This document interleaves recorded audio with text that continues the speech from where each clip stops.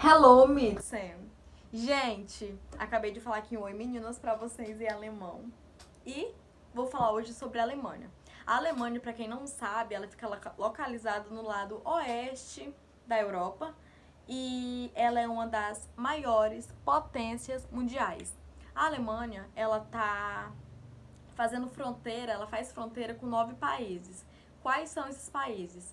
Áustria, Bélgica, França, Luxemburgo, Países Baixos, Polônia, República Tcheca, Suíça e Dinamarca. E a capital, né, da Alemanha é Berlim. A extensão territorial é de 357.386 quilômetros quadrados, sendo esse dividido em 16 estados. Lá na Alemanha tem mais ou menos 82 milhões de pessoas. E o tempo lá o clima é parcialmente nublado. O idioma falado, eu dou R$ 50 pra quem acertar. Parabéns, gente, alemão. Depois vocês mandem a conta de vocês pra me transferir, tá? O idioma falado é o alemão e a moeda de lá é o euro. Lá na Alemanha, eles têm uma vasta variedade de cultura, eles têm muitas bibliotecas, museus e teatros. E lá existe 41 monumentos construídos que foram declarados patrimônios mundiais pela Unesco. Gente, eu vou falar aqui um pouquinho sobre coisas que vocês precisam saber quando vão para a Alemanha. Bom, o idioma lá, como eu já falei, é o alemão. Só que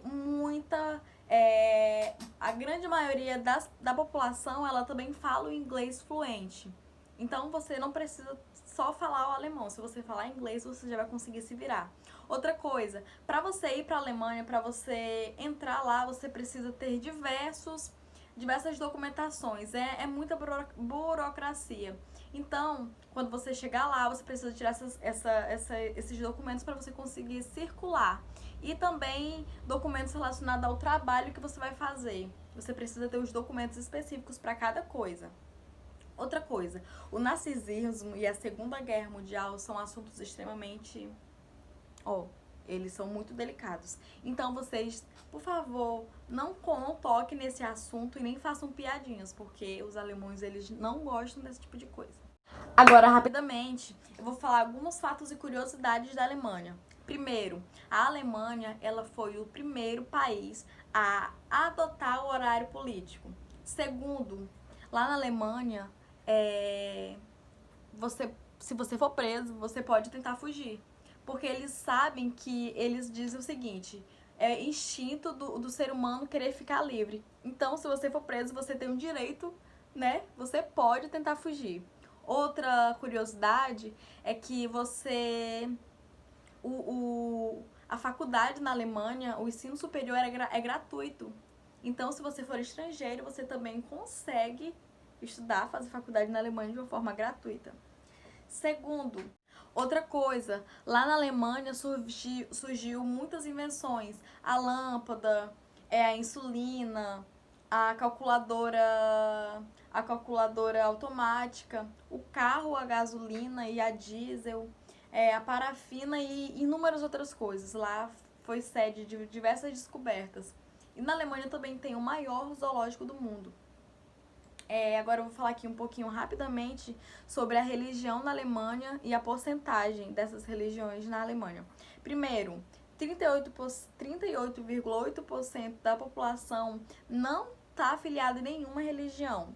27,2% está afiliada ao catolicismo, 24,9% ao protestantismo, 5,2% ao islamismo, 1,9% ortodoxia bizantina, 1,1% outros cristãos e 0,9% outras religiões.